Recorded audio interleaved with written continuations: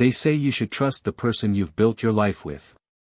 That once you've walked down the aisle, signed your name on the deed, and raised a child together, trust should be a given. I trusted my wife, Diana. Until I looked inside her garage. Before I take you there, I need to ask you something. Have you ever looked at someone you love, someone you've built your whole life around, and suddenly questioned if you ever really knew them at all? What would you do if the person you swore to protect was quietly planning a life that didn't include you? Drop your thoughts in the comments. I genuinely want to know, what would you have done in my shoes?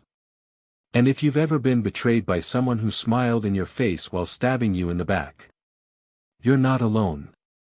Stick around, and don't forget to subscribe for more real stories like mine. Now, let me take you back to the beginning. I'm Benjamin Kent. I'm 48 years old. I work in IT for a regional bank in North Carolina. My life has never been flashy, no big risks, no major scandals. Just structure. Predictability.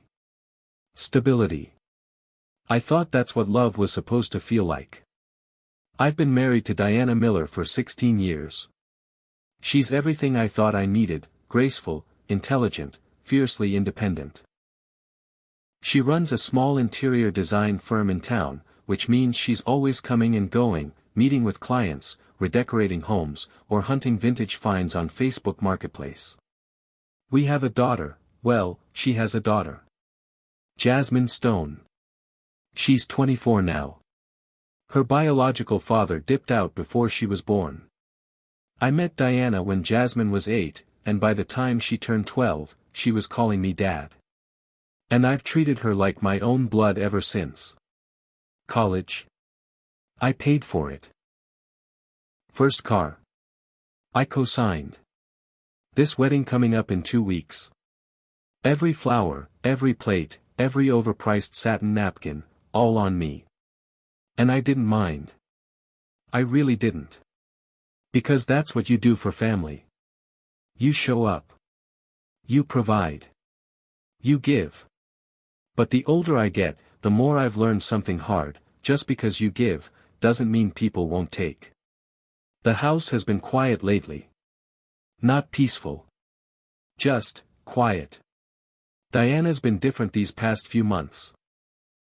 She's always had a bit of mystery about her, but now it feels deliberate. Like there's a wall I can't get through. She's constantly on her phone, but turns the screen away when I walk by. She started sleeping in the guest room, said it was because of my snoring, which, let's be real, hasn't changed in a decade.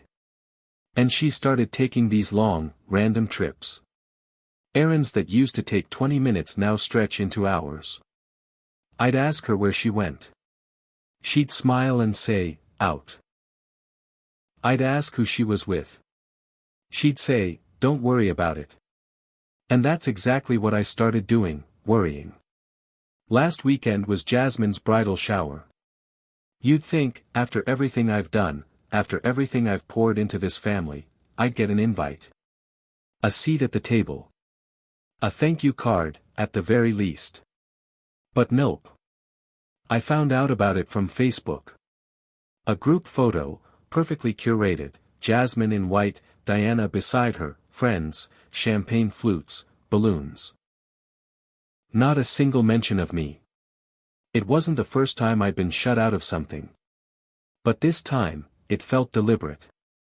Like they were moving on without me.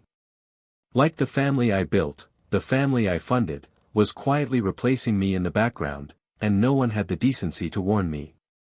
And the thing that really got under my skin? The look on Diana's face in that photo. She looked free. Like a woman who'd already made her decision. I told myself I was being paranoid. I tried to drown the doubt with work. I buried myself in final wedding payments, emailing florists and caterers, arranging for the limo service and checking the guest list. I even ironed the table runners myself, because Diana said she was too busy and Jasmine had too much on her plate. Too busy for me. But never too busy for her phone. She used to leave it on the kitchen counter. Now it never leaves her hand. One night, I asked if she wanted to go for a walk. We used to do that every Friday evening, stroll the neighborhood, talk about nothing, maybe stop for ice cream. She blinked at me like I was speaking a language she'd forgotten. I have a call with a client, she said, sliding her shoes on. But the way she rushed out, clutching her phone like it might explode, that wasn't business. That was something else. And then there was Jasmine. She used to be chatty with me. Told me about her students, her wedding stress, her latest Pinterest board full of table arrangements and moody bouquets. But now, she barely says good morning. She'd smile, a fake, paper-thin smile, and slip away before I could even ask how her day was. She wouldn't sit near me at dinner. She wouldn't even let me walk her down the aisle rehearsal. She said Finn would do it. That it was a modern thing. But I knew it wasn't about trends. It was about me. They were shutting me out. I just didn't know why. Then came the night I heard her voice, Diana's, in the kitchen. It was 2:13 in the morning. I remember because I checked my phone. She was whispering at first. But anger doesn't whisper long. I cracked the bedroom door open and crept down the hallway barefoot, just enough to hear without being seen. "You can't be there when he finds out," she hissed. Pause. I said no, Judson. Just make sure she gets down the aisle first. That's all I'm asking. Judson. The name hit me like a punch to the gut. Judson Church, Jasmine's father. The one Diana told me died in a motorcycle accident in 2005. The one I lit a candle for in our wedding vows. The one I honored when Jasmine graduated college. Dead men don't talk on phones at 2 in the morning. The next morning, I waited for her to leave. She said she had a client meeting with Elijah Ellison across town, interior remodel for a mid-century ranch. I watched her pull out of the driveway. Then I went to her nightstand. The phone was gone, as expected. But I remembered something. A few months ago, I upgraded our family plan, backed up all devices to the cloud. Diana never asked me to disable it. She didn't know I still had admin access. I opened my laptop and logged into the synced account. She had deleted all her recent texts, but they were still stored on the cloud. There they were. Thread after thread. Each one with the contact name, J, but the photo next to it wasn't me. It was Judson. Alive. Smiling. And apparently very in love with my wife. I scrolled through the messages, heart pounding harder with every line. I can't believe I'm seeing you again like this. She'll understand eventually. She deserves to know her real father. Benjamin still thinks you're dead. Yes. And I'd like to keep it that way, for now. Once Jasmine is married, we tell him. I can't live like this anymore. That last one broke something inside me. She wanted to wait until after the wedding. Until the cake had been cut. Until the pictures were printed and shared. Until the money was spent, my money, and my name was no longer needed. She was buying time. Using me. Delaying the reveal of a new chapter she'd already begun writing with a man I thought was in a grave. I sat there for a long time, staring at the screen. I thought about every birthday party I threw for Jasmine. Every Father's Day card she gave me. Every college bill I paid. Every night I made dinner while Diana worked late. I thought about that wedding dress hanging in the guest room closet, how I helped pick it out. How I cried when she tried it on. How I said, "You'll always be my little girl, Jazz." And now. I realized I was just the placeholder. The emotional crutch until the real man came back to claim his spot. The worst part? They were all in on it. Diana. Judson. Jasmine. And not a single one of them had the decency to look me in the eye and tell me the truth. I didn't sleep that night. Not because I was tossing and turning, but because I couldn't even bring myself to lie down beside her. She came home late, humming like she hadn't just shattered the foundation of our family. Slipped into bed like nothing was wrong. Kissed my cheek. Told me she loved me. I lay there, rigid. Pretending.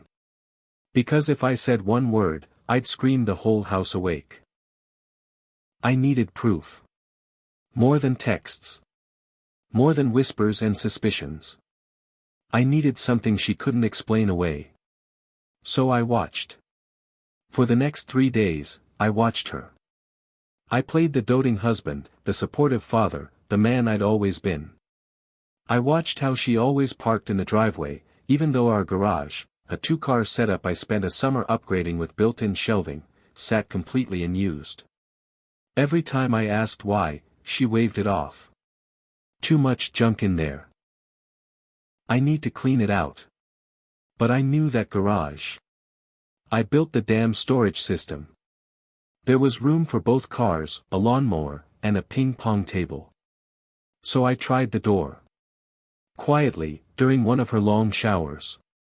It was locked. Not the inside bolt, a new padlock. One I'd never installed. One I didn't have a key for.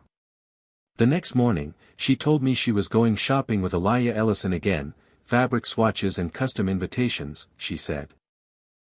I watched her drive off, a smile on her face like she was headed to a garden party. The second her car turned the corner, I pulled out my drill. It took 2 minutes to get through the lock. The metal snapped, and the door creaked open like it hadn't been moved in weeks. Dust. Silence. The smell of old cardboard and something like wood varnish. At first glance, it looked like a hoarder's paradise, stacks of boxes, plastic bins, sheets covering odd shapes. But then I saw it. A long garment rack. Men's clothing. Pressed shirts. Slacks. Ties. Even a pair of brown leather loafers, polished and lined neatly. None of it was mine. I stepped further in. Under one sheet, I found a recliner. Another, a small desk. Beside it, a filing cabinet. Unlocked.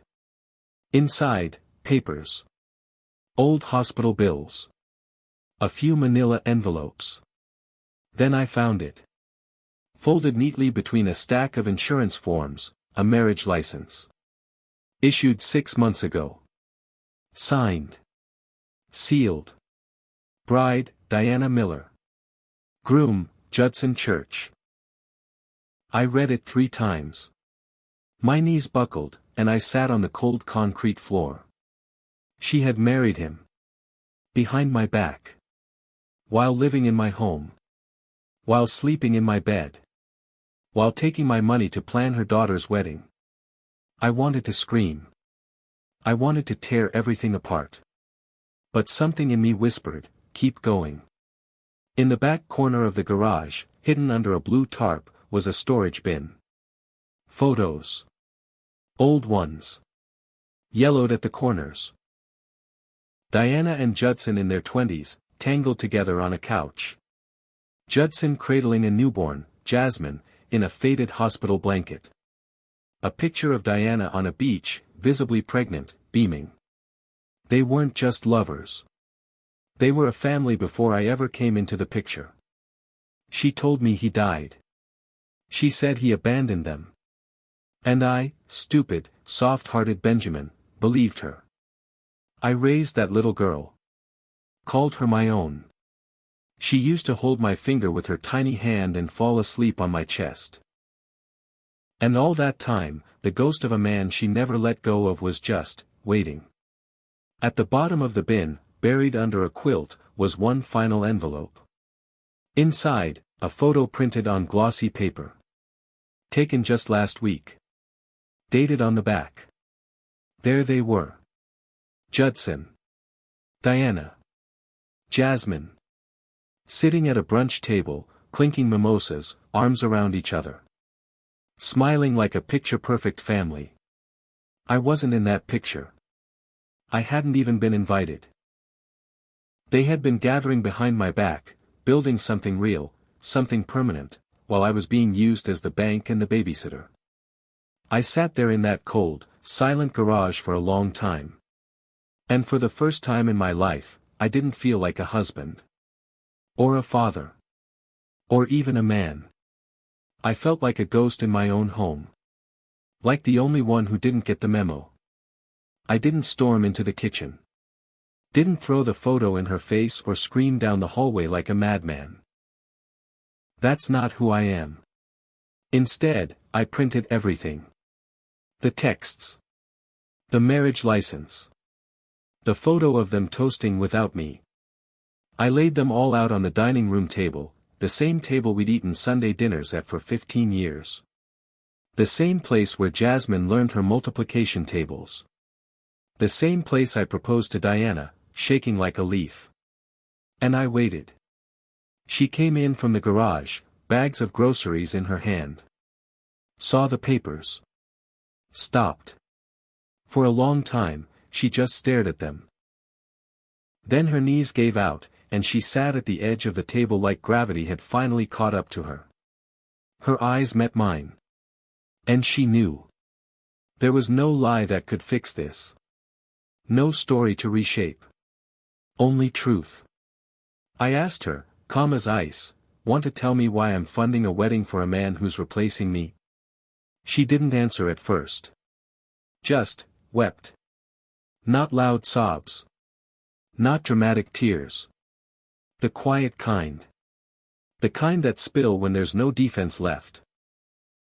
She told me it started again after Jasmine's college graduation. He showed up. Said he'd been clean. Stable. Different. Said he wanted to make amends. Diana didn't believe him at first, said she hated him for walking out on them. But the hate wore thin. Underneath it was something deeper. Something dangerous. Love. Or the remnants of it. She said he made her feel young again. Like herself again. And she started seeing him. At first, it was just lunch. Then long drives. Then weekends he'd just happen to be in town. While I was at work. While I was wiring money for the wedding. While I was fixing the roof and installing new tiles in Jasmine's bathroom so it would look nice for the bridal prep photos. She said the wedding became a distraction. An excuse. And I, dumb, loyal Benjamin, made it all too easy. She never meant for it to get this far, she claimed. But then Judson proposed. Again. And she said yes. Behind my back. While wearing the ring I gave her. I asked her one question, did Jasmine know? She didn't even hesitate. Yes. And as if summoned by the sound of her name, Jasmine walked in, keys jangling, smiling. Saw her mother crying. Saw the papers. And froze. I asked her directly, you knew, Jazz? She looked away. I didn't want to hurt you, Ben. I really didn't. But I want my real dad at my wedding. Those words. Real dad. Not the man who paid for her braces. Not the man who stayed up all night with her during fever spells. Not the man who drove 12 hours to tour colleges with her while Diana stayed home, too tired. Not the man who coached her through her first heartbreak, who bought her first car, who held her hand through every loss. Just the placeholder. Just the bank. The silence that followed swallowed everything. I stood there. Not angry. Not sad. Just hollow. Like I had been erased from my own life. Diana tried to reach for me. Ben, please, I stepped back. And said only this, you two have built a beautiful life behind my back. I hope it was worth destroying mine. Then I walked out. Left them sitting at that table. The same one where we once said grace before every meal. And I didn't look back. I didn't go to the wedding. Didn't send a card. Didn't call Jasmine. Didn't sit in the third row next to Diana's sister, pretending everything was okay. I stayed home. Or rather, I stayed in the hotel I checked into 2 days before. And I let them figure it out. A week before the wedding, I pulled my accounts. Every check I was supposed to write, cancelled. Every invoice I was covering, reversed. The florist called Diana in a panic. The venue manager told her they'd need another card on file. The caterer refused delivery until payment was confirmed. Judson must have scrambled to cover the rest. Let the real man foot the bill now. Jasmine texted me the night before her big day. One line. You didn't need to make a scene. I never replied. Not because I didn't have anything to say, but because nothing I said would matter to someone who let me be discarded like that. Let silence be my answer. Let absence be my loudest message. The wedding went on, I assume. I didn't check. Didn't look at the photos or scroll through her tagged posts. Didn't read the comments about how beautiful the bride looked or how family love always finds its way. They got their perfect day. And I got something better. Peace. 6 months later, I heard from a friend that Diana and Judson finally tied the knot. Small ceremony. Courthouse vows. No big celebration. Jasmine's relationship with me? Gone. Blocked. Muted. Deleted, like I never raised her at all. And maybe that's what hurt most. Not Diana's betrayal. Not even Judson's return. But the fact that someone I loved as a daughter could treat me like a footnote in her story. I sold the house. Packed up every memory, every dented wall, every photo I wasn't in anymore, and left. Found a little place 2 hours south, near Wilmington. Quiet. Private. The kind of place where no one asks why a man eats dinner alone. Where the sea drowns out the noise of the past. And there, I met someone. Ellie Lucas. Widowed. Nurse.